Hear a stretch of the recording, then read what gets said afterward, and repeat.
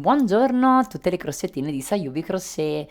Ciao ragazze, siamo qui riunite per la ormai consueta intro dei tutorial e oggi vi voglio parlare di questa cappa, mantella, capospalla, come lo vogliamo chiamare, realizzato con due filati in combo. Parliamo di Chic Fur Lux e soffice, lana soffice. La lana soffice ci serve in questo caso da supporto, da struttura ad un filato che resta altrimenti molto sottile, privo di corpo se vogliamo, quindi consiglio di abbinare questo genere di filati a altri filati che possano appunto creare un sostegno. In questo caso la lana soffice scompare alla vista ma crea davvero una rete importante che resta in ogni caso leggera e morbida, anche se calda ovviamente.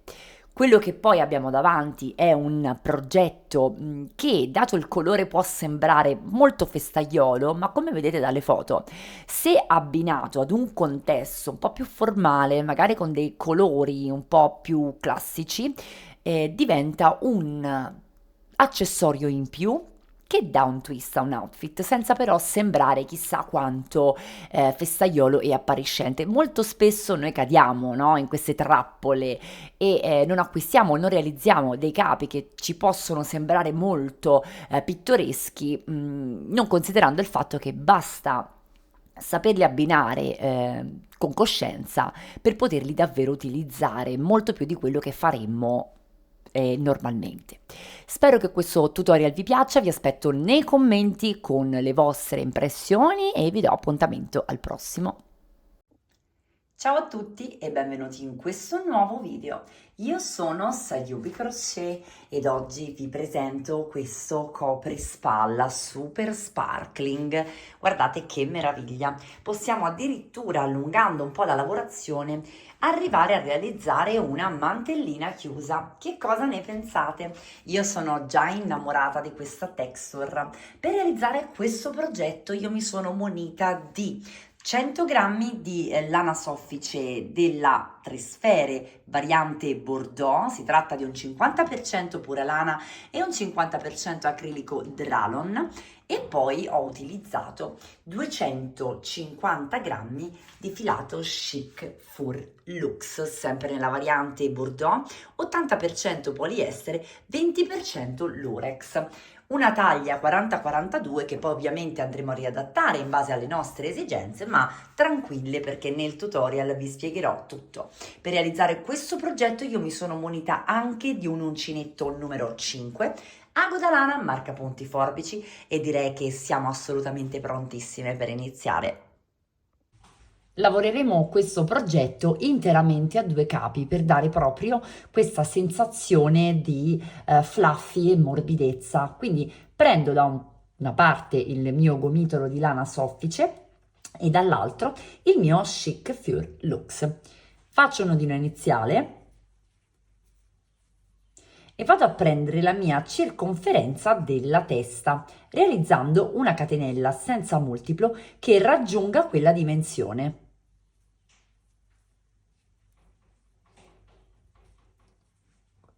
La mia circonferenza della testa misura 53 e con questo uncinetto e questo spessore di filato mi sono servite 60 catenelle. Le mantengo sul dritto e vado a chiuderle in cerchio.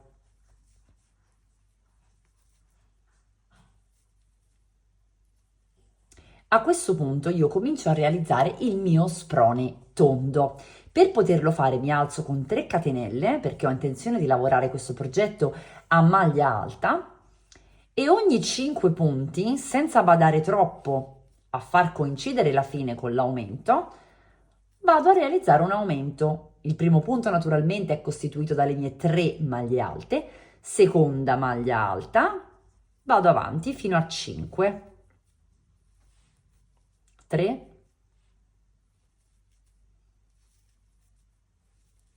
4 e 5. La cosa bella di usare questo tipo di filati insieme, quindi di creare questo effetto, è Uno che possiamo mascherare anche qualche piccolo errore, devo dirlo. Però dall'altro canto abbiamo anche la difficoltà nell'individuare i nostri punti, quindi sarà molto importante aguzzare la vista e il tatto perché si sentono molto bene in compenso.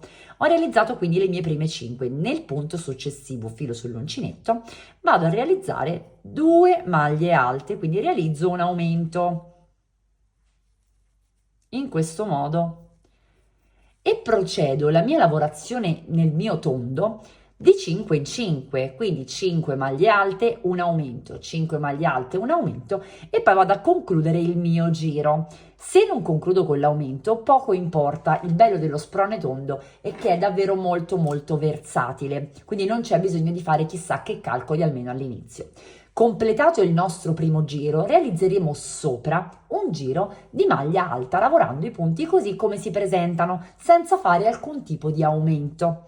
Nel giro dispari, quindi nel terzo giro, invece, replicheremo il giro che stiamo facendo adesso, quindi ogni 5 realizzeremo un aumento. In questo modo noi andremo a progredire con gli aumenti fino a che, piegando il nostro sprone, vedete che già inizia, piegando il nostro sprone raggiungiamo l'altezza che corrisponde alla nostra taglia. Ricordo che per una taglia S generalmente i centimetri sono più o meno 17 calcolati verticalmente dal collo al sottomanica, 17-18 se vogliamo un indosso un pochettino più agevole e in linea di massima sempre aumentando o diminuendo la taglia si aumenterà o diminuirà un centimetro. Quindi bando alle ciance, inutile che vada avanti con le spiegazioni, continuiamo quindi un giro con 5 maglie alte e un aumento e un giro lavorando i punti così come si presentano indipendentemente da come poi andiamo a finire il nostro giro. Ho protratto la lavorazione fino a circa 14 cm perché indossandolo ho visto che erano perfetti per abbracciare, iniziare a scendere dalla mia spalla. La lavorazione deve essere morbida, questo è un capospalla, quindi non vi deve stringere, nel dubbio allungate di un giro, sempre meglio che sia più morbida che stretta.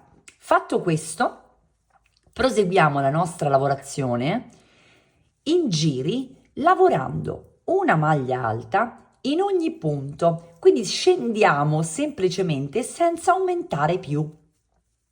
Abbiamo superato la parte più ampia delle nostre spalle e quindi non c'è pericolo che l'indosso non sia agevole. Continuiamo quindi, come ripeto, a scendere in maniera dritta senza aumentare più alcun punto. Lavoriamo le maglie così come si presentano. Vedrete che andando avanti con il lavoro sarà sempre più facile individuare i punti. In questo ci dà proprio una mano, vi faccio vedere, eccolo qua.